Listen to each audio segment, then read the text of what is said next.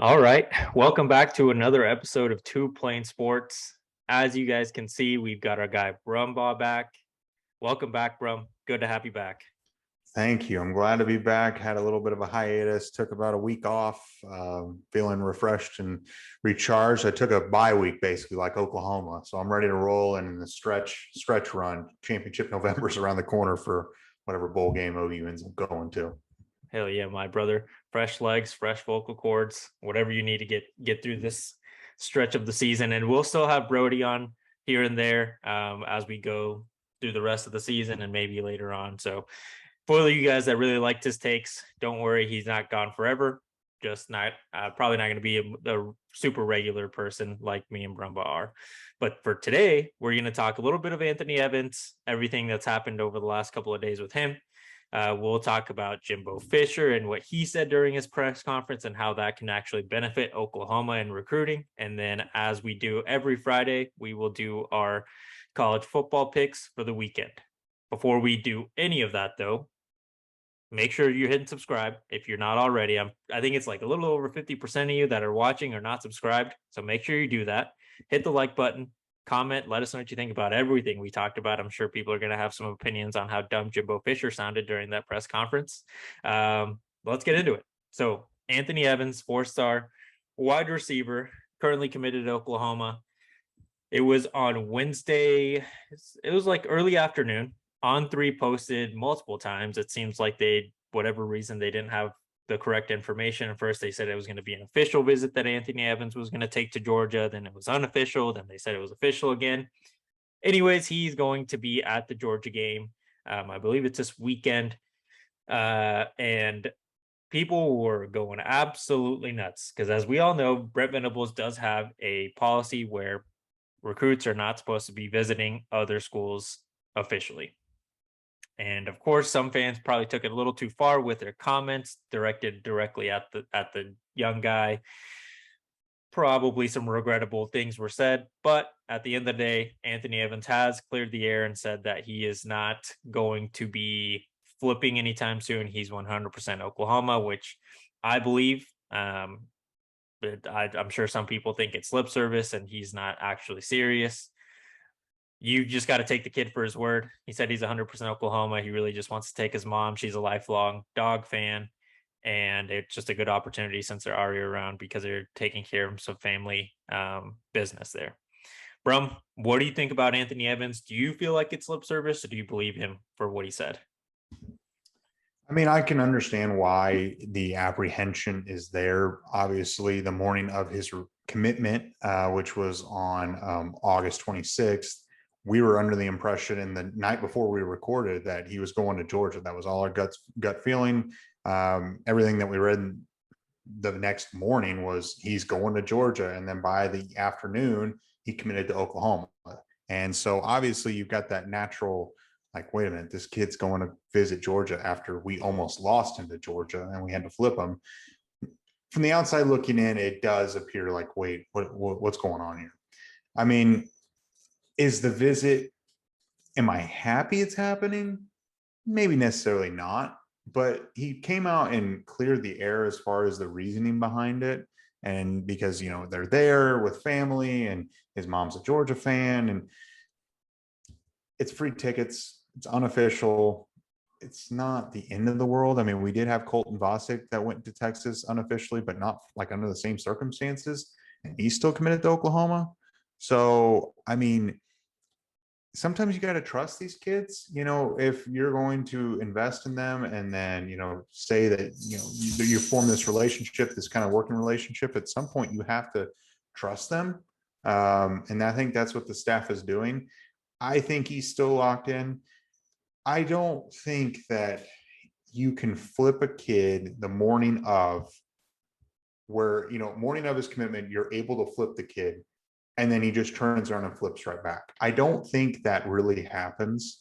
There's a reason why he committed to Oklahoma. There's a reason why he didn't go to Georgia, and Georgia isn't doing great as far as the offensive side of the ball and throwing to receivers. It's not like he's looking at it and be like, I can go be an explosive receiver, for Georgia. It's not necessarily there. It's the same thing with Colton Vasek. I mean, they're not really great defensively at Texas. He can't honestly go to this Georgia game and think, wow, look at these wide receivers. They are going to be first round picks. It just doesn't happen. And I mean, it's a big game this weekend. I don't blame him for going, because if I had free tickets, I'd go too. I mean, I'm just a general college football fan, and I would want to go. I don't think it's lip service. I think he's locked in. At the end of the day, you have to trust these kids. If you can't, then you probably shouldn't have them on your team, because you have to trust them to make good decisions. And obviously, foreshadowing, talking about Texas A&M, there's some trust issues down there, and some, just noise that's happening down there. I think he's fine. I mean, obviously in a perfect world, you don't want it to happen, but I think everyone needs to take a deep breath. Yeah, agreed 100%. And I saw some people say some absolutely ridiculous things on Twitter, and like adding this kid on in those tweets. It doesn't make sense why you would do that. Even if he does decide to decommit, obviously as Oklahoma fans, we would not like that, but it's his decision. He's making a decision that can be life defining. You know, like Brum said, it's not like Georgia's going out there and making wide receivers look like first round talents right now with the offense that they're running. Oklahoma, on the other hand, while we've already had a receiver that's pretty established, there's a very good passing game at Oklahoma. So the games themselves and the offenses, I feel there's a reason why he picked Oklahoma. Very like Brum said, you got to trust them. There's a reason that they committed in the first place. The philosophy that Brent Venables has is, you're 100% committed. And yeah, things can change, but until they change, there's no reason to be dickheads to these kids. They're 17 and 18 years old anyways. It's their decision. We just got to respect it. And if they come to Oklahoma, we're going to love them forever. And if they don't, then maybe once they're on our pro teams, we'll love them at that point. But we'll see how, that's always up in the air. Yeah. And I think ultimately people need to realize that these are kids. These are teenagers. These aren't even legal adults. I don't even know if you're really truly an adult at 18. I didn't feel like I was an adult at 18. Sometimes I still don't know if I'm an adult right now. But these kids are 16, 15, 16, 17, 18. I mean, as a grown person, I just don't think you should be tweeting things at these kids, to support them. I think it's all going to work out in the end. There's a reason why he's committed. Brent Venables and his staff are going to be able to keep these guys here. And ultimately, if he does decommit, there's going to be other guys that they can offer. And there's going to be guys in the portal. I don't want to lose them, but at the end of the day, I mean, Oklahoma's going to be okay, but I don't think Oklahoma's going to lose them. Agreed. And apparently the coaches okayed it. He cleared it with him. He cleared the air with him, with the coaches, with the guys in his class. Everyone's aware. It's not like he's backstabbing anyone. And this is talking about receivers. Remember back in February when Ashton Kozart was going to Oregon? The whole deal was, it seemed like he blindsided the staff with that visit. It was never like, hey, this is what I'm doing. This is why I'm doing it. I just wanted to let you know. And is it okay? Kozart just scheduled the visit. And then like the day before he decommitted, or maybe it was the morning of on his flight, he decommitted from Oklahoma. And he was proactive with the coaching staff. Just because he didn't tweet it out and tell everyone, hey, this is why I'm going to Georgia, doesn't mean that he was trying to, be slick with it, I guess. I don't know. Yeah. And something that just occurred to me is the fact that he was so open about his reasoning for going to this game. It's not like he's trying to hide it. He owes us as fans absolutely zero explanation. If he really wanted to, he could have gone and never said a word about why he was going. Of course, people are probably going to be badgering him for the next month and a half until he signs a piece of paper that says he's going to Oklahoma, but he owed no one any explanation, and he still came forward, said what the situation was. And I think that's awesome of him. That shows his character, which is one of the things that we're going to allude to with A&M and how Oklahoma is recruiting right now. They're going after high character guys, and it seems to be working out so far. Yeah, and it's funny that how On3 had that article coming out saying it's an official visit, and they delete, like 3 different times. And sometimes you just got to sit back and wait for all the information to come out. And that's not just in football recruiting, that's kind of in life in general. It seems like you kind of have to sit back and wait at times and not react instantly. Yeah. And, everyone's prone to instant reactions. I had one on the show when I said fire Leppy. Some people still think I believe that. I said in the following episode, I do not think that's a good idea. Just thought he should feel some pressure, which clearly he's responded well, and he's doing a great job now that he's got a quarterback. But let's move on to the next topic. Still recruiting focused, but A&M. I can't remember the quote specifically, so I'm sure some of you should look it up. Jimbo Fisher had a press conference earlier this week. I think it's his beginning of the week press conference. Every coach does every week. Essentially, and I'm paraphrasing here, he said, losing is okay because now recruits can see early opportunities to play here at A&M. And while to an extent, I don't disagree, because if you are having to completely rebuild the program, yes, 100%.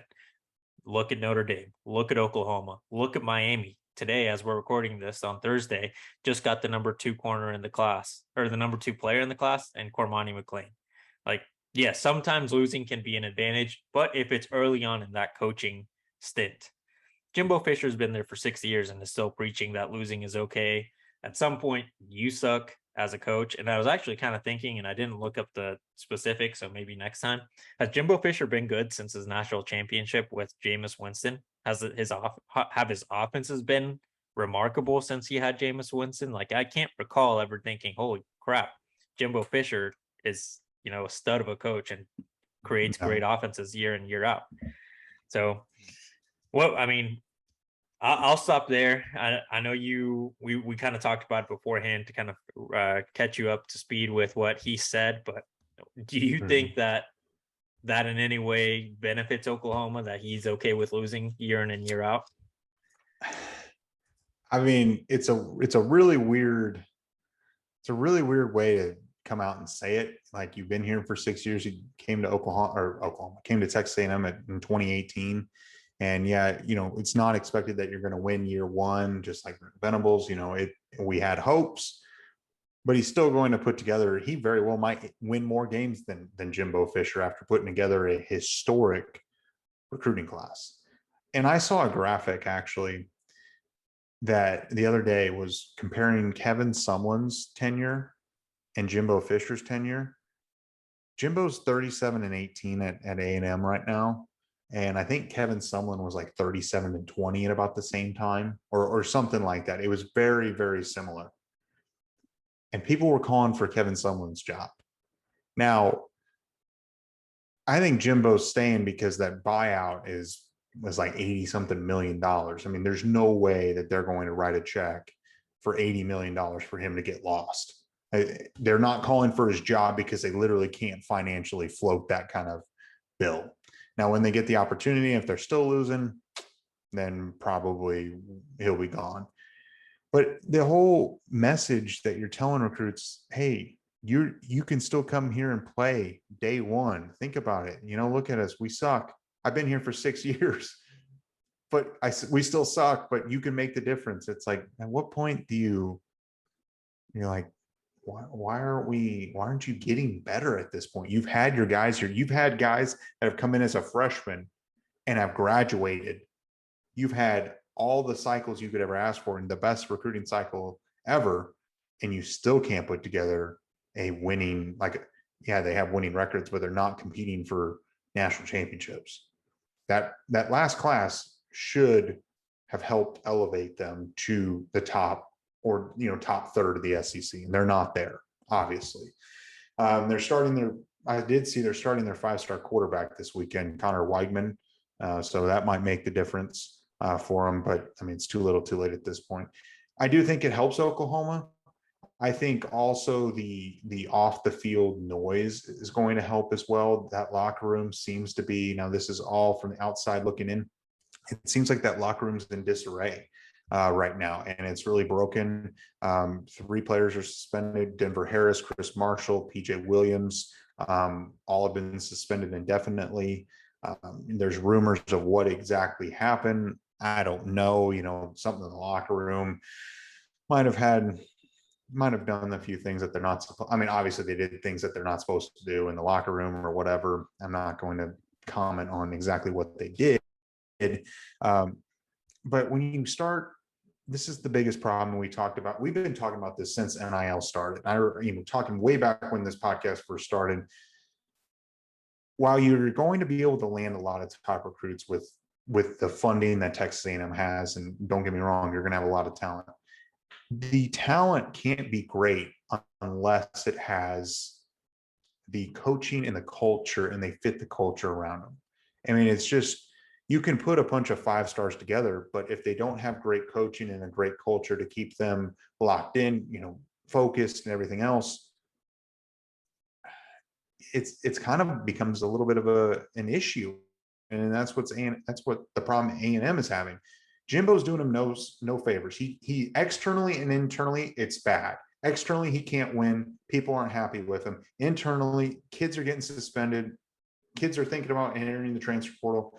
Gabriel Brownlow-Dindy may or may not enter the transfer portal. He's not happy. He's extremely religious. Obviously, he's got these issues off the field. I'm sure these 3 guys are not the only issues in their locker room. I'm sure there's other issues. But when you give kids a lot of money and they don't have any support around them, things like this can happen.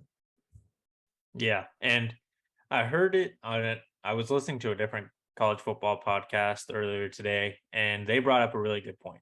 Essentially, what Jimbo Fisher and A&M are doing right now is just buying hired assassins with these really top ranked recruits. They're not, it doesn't seem like they're considering fit or personality or the culture that he might have at A&M, whatever that culture is. They're kind of just like, all right, well, you're supposed to be really good. Here's however much money we can give you over the next 3 or 4 years, however long you're here. And will it be good enough or not? That just doesn't, that's not going to work in college football. It just, like, why would any player still entertain that? Unless, I guess, they're super focused on the dollars that they're making now, which fine, but winning at the end of the day is what's going to get you drafted, performing at a high level. And that's another thing. Like, it's not like they have really, really talented individuals that just aren't able to carry the team to more wins. They've got plenty of talent on that team. Like you said, he's had cycles come fully in as freshmen under his watch and leave that program, probably even as 5th-year seniors, and not have the success that players under Lincoln Riley had at Oklahoma, under Nick Saban, under even programs that weren't amazing. USC, like they've sucked with Clay Helton, and he had wide receivers drafted really high. Like, what, at some point you would assume, right, that the players would be like, all right, clearly that dude's all right with losing consistently, just to replace me with a younger, with a different recruit. And with the transfer portal being a huge thing now, how are A&M boosters and the A&M AD going to handle that potentially being a huge problem for him year in and year out, when the coach has all the leverage? Because what are they going to do? Fire him? Cool. And then he gets to hang out probably for a year or two, cash in on that, whatever the buyout is, whenever he would get bought out this year. It's around like $87 million or something like that. Cool. That's a kind of like Coach O. Coach O earlier this season talked about, like, when he got fired, and he was cool with it because he got his money. At the end of the day, it's still their job and they're gonna get paid for it, and he'll find another job somewhere else. Jimbo Fisher at some point was successful enough that someone will give him an opportunity. He can go to the Alabama coaching rehab facility, be an analyst, work his way up to be an offensive coordinator, and then go find another job some other time. Like, he'll be fine. He's kind of doing the players a disservice, and you would hope that the players and the players' families recognize that, because it's not like other programs are going to pay these kids. They will. They just may not pay as much. And honestly, I look at Texas A&M as like a science experiment in a way, as a football program, because we've thought about, because there's no data about publicly paying these kids a ton of money. You can argue pain and whatever benefits have been happening under the table and behind closed doors for forever. And it most likely was.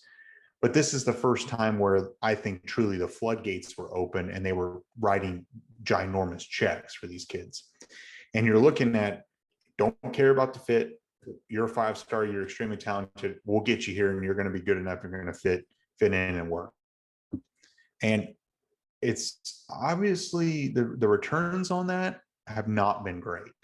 And I think that programs are going to look at it and be like, okay, while NIL is a big deal, we need to find, if we're going to spend the money and we're going to recruit these kids, we've got to get the right fit. And that's what Brent Venables has been preaching the entire time. This whole recruiting class that Brent Venables gotten, there's no drama really outside of maybe Colton Bosick and Anthony Evans taking an unofficial here and unofficial there. There's no off the field drama. There's no like, oh my gosh, he's kind of iffy. Like, you think back like Zach Evans, for a while there, Oklahoma was recruiting, there's a little bit of issues. For Reuben Owens, I remember the running back, he had some off the field issues. There was a few guys that Oklahoma was going after was like, man, I don't know if those are the best, cultural fit for Oklahoma. And Brent Venables is not doing that. Now you look, could David Hicks be watching this and second guess? I think he still could. And I know Oklahoma is still recruiting him. I'm not saying he's going to decommit. The money might be just too much. And I can't sit here and say, if I were 17, 18 years old and I had a 7-figure check waiting on me to show up, on campus, it would be hard for me to say no to that. I don't think I could. Honestly, I'm not going to sit here and act like I'm on my high horse. I mean, if someone's offering you $1 million to enroll in a school, taking $1 million, so that's a lot of money. And then you just enter the transfer portal and you're gone. Now, do I hope that maybe a Gabriel Brownlow-Dindy hits the portal? I do. I think Oklahoma would be in a prime position to land him.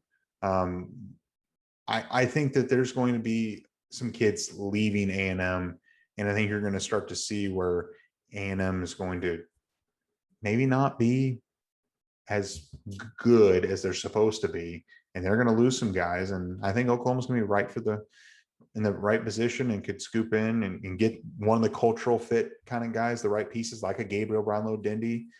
He doesn't seem to have any off the field issues, a really good kid. I would love to see him show back up on campus like he once was supposed to. But I don't know. A&M is a disaster. It's always fun to watch. They're a train wreck. Them in Texas, it's always fun to watch. They always make news. They always keep it interesting.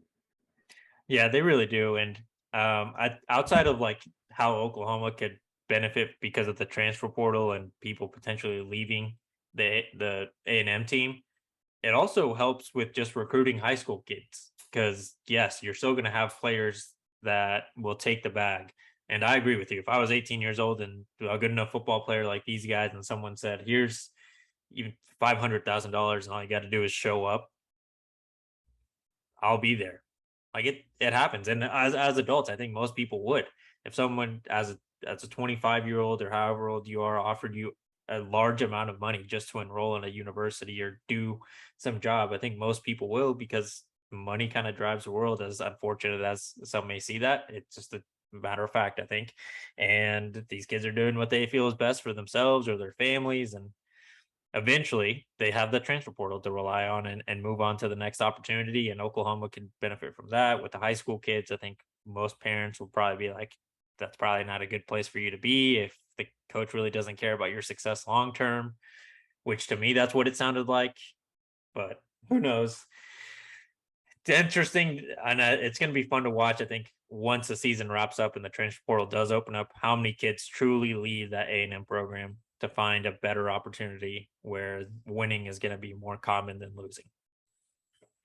But for sure, it's something that we're going to keep an eye on, and it's going to be interesting to watch. I'm glad it's not our program.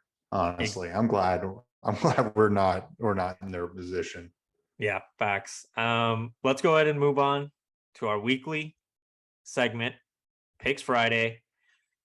As we do every Friday, we go around, look at some of the our favorite college football games. Look, and just bet on them. This week, I'm kind of winging it. I'm going to have 5. Brum, how many do you have? I've got 5 as well. 5 as well. You can go ahead and start, and then we'll go back and forth like we usually do. Okay. So the first game, I'm just going to start off with OU Iowa State. OU's a 1-point favorite. I like OU here. I think coming off of a bye, this team really needed a week off to get their legs back under them, really kind of heal up a little bit. I think they're going to come in. I think they're going to be motivated. I think they're ready. They've turned the page. They had some momentum, got a win before the bye week. I think they take care of business. I don't think Iowa State really has an explosive offense. They probably put up 20, 30 points, 25 points probably on Oklahoma. But I think OU's offense can put up 35 pretty comfortably here. I know it's Ames, but it's not at night. There's not a ton of pressure on Oklahoma here. It's not like they're highly ranked. I think they're going to be playing relaxed and they don't have anything to lose at this point.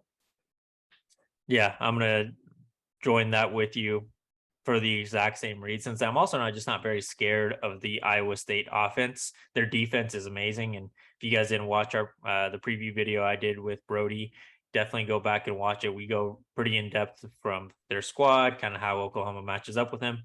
Their defense definitely has a big task ahead of them, and they've proven that they can hold offenses to pretty low scoring games. I just think that Oklahoma's defense, like you said, with a bye week, has fresh legs, better preparation for this week since they've had a couple of weeks to really do their studying, fix what needed to be fixed. I don't, by no means do I think it's going to be a shutout by Oklahoma, but definitely enough to keep Oklahoma ahead for most of the game. And what most importantly matters at the end of it, Oklahoma will get a dub by more than 1 point. All right. So my next one is going to be Arkansas Auburn. I just don't think Auburn's a very good football team. Their coach he's good about keeping their locker room clean and under control. Auburn's just not a great team. Not that Arkansas is that much better, but I think Arkansas wins. I'm going to take Arkansas -3.5. My next game is TCU at West Virginia. The line I see here is TCU is favored by 7.5. I think West Virginia can cover that as long as their luck doesn't continue to extend with the quarterbacks. Somehow they keep playing against backup quarterbacks. Their defense isn't very good. I think they've just gotten very, very lucky on who they play against. JT Daniels is good enough. It's in Morgantown, tough place to play. I'll take the 7.5 plus 7.5 on West Virginia. All right. I thought about that game. I really did. I don't know. I'm a little iffy. I was thinking the same way as you though. My next one is going to be Miami and Virginia. I'm taking Miami -2 points. Not that either team's really that great here, but Virginia is really not good. Virginia just beat Georgia Tech 16-9. Virginia is only averaging like 17.5 points a game, and Miami's at least throwing up 29. Miami's offense is significantly better. I just think that Miami is just a little bit better than Virginia, and I think they handle their business and they end up winning. And I know they're on the road at Virginia, but it's not like Virginia is a very hostile environment. Yeah. My next game is Ohio State at Penn State. Penn State is not an easy place to play by any means, but I think I'm going to go back a few weeks for those of you who've been watching us for a while and take Brum's reason for going against Penn State. Franklin just cannot coach in a big game, and Ohio State, their offense is amazing. Marvin Harrison Jr., I think, should be the Biletnikoff winner this year. That dude is unreal. So I'll take Ohio State. The line I have here is 14.5. If it was 20, I'd probably still take it. So I'm pretty confident in this one. All right. My next one is going to be Oregon and California. Oregon's on a roll. Bo Nix all of a sudden is looking like a Heisman candidate, which is bizarre for me to even say. I don't think that he wins after the way he looked against Georgia, but Oregon's rolling. They came off of a big win against UCLA last weekend. Cal's lost their last 3 games. They lost to Colorado, which I thought Colorado is the worst Power 5 team in the country. I know it's a lot of points and it's on the road at Cal, but Cal's not a hostile environment. Oregon moves the ball a ton. I mean, they're averaging over 500 yards of offense a game. They're just going to put up a massive amount of points. They're going to put up 42 points on them, probably, maybe even 50. I just don't think that Cal can keep up and score with them. That's fair. My next game is Northwestern at Iowa. My regular bet, I will be taking Iowa's under because that offense is hot garbage and Northwestern isn't very good either. So I feel like that is a gimme. The only way that doesn't hit is if Iowa somehow decides to score because Northwestern will allow that. All right. And my final one is back in the Big 12, Oklahoma State and Kansas State. OSU travels on the road to Manhattan and plays the Wildcats. I'm taking Oklahoma State plus 1.5 going on the road. Not that I don't think Kansas State's that good. Obviously, they beat Oklahoma. I think that OSU, I just think OSU is a better team. I think Spencer Sanders will do enough and not make the critical mistake that he's sometimes been prone to do so after coming off of a big win against Texas. Obviously, Kansas State lost to TCU last weekend after losing their quarterbacks and things like that. I just think that Oklahoma State is a better team here. My last one here is Kentucky at Tennessee. The line I see here is 11.5. Tennessee is favored.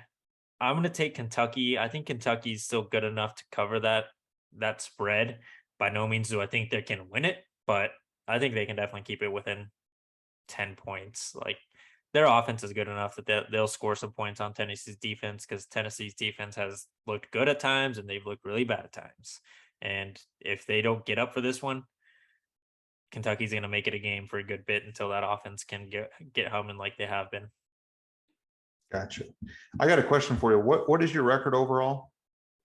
You're like 24, 23 and 1. Okay. And I'm 27-20. And what is your score prediction for this weekend for OU's game? For Oklahoma, what's the over under here? I'm kind of going to guide myself here with that. I don't know. I can take a quick look with the over under. I've got it at 55.5 from, I don't know if, depending on what book you look at. I'm going to go 31-17. 31-17. So you would take the under. I would take the under. Yeah, I think that Iowa State's defense is good enough to hold us for a while. Okay. I think it's 38-28 Oklahoma. I would take the over in this scenario. I think OU is going to put up a lot of points. I think they're going to be fresh. But I also think Iowa State's going to be able to move the ball, even though that they don't have a great offense. But I just think Oklahoma bounces back. They're just a better team across the board, and they should beat Iowa State. But I would not be surprised if they did lose. But I think that they will beat them. Yeah, and again, if you haven't watched the preview video, go ahead and do that because we did go a lot more in depth. But the key is pretty much to give you a quick review. Stop Xavier Hutchinson. If you can do that, we have a pretty good chance to win this game. I agree, and do everything you can. It sounds like Billy Bowman might play a little bit as well, which is a big positive. Yes, definitely. Cool. So we're going to wrap it up there. Thank you guys all for watching or listening. We appreciate you for doing so. If you haven't already, hit the subscribe button.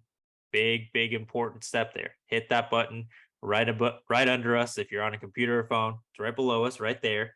Hit the like button if you haven't. Make sure to comment. I think that Jimbo Fisher is an absolute dipshit for saying what he did. So tell us what you think about that. We'll make that the end of video challenge. If you're listening to us on Spotify or Apple Podcasts, make sure to subscribe or follow wherever you're getting the podcast and rate the show. We really appreciate those of you that have already done that and are doing that right now. thank you guys again for watching. We will see you on Sunday or Monday, TBD. We'll do a game recap for the next video.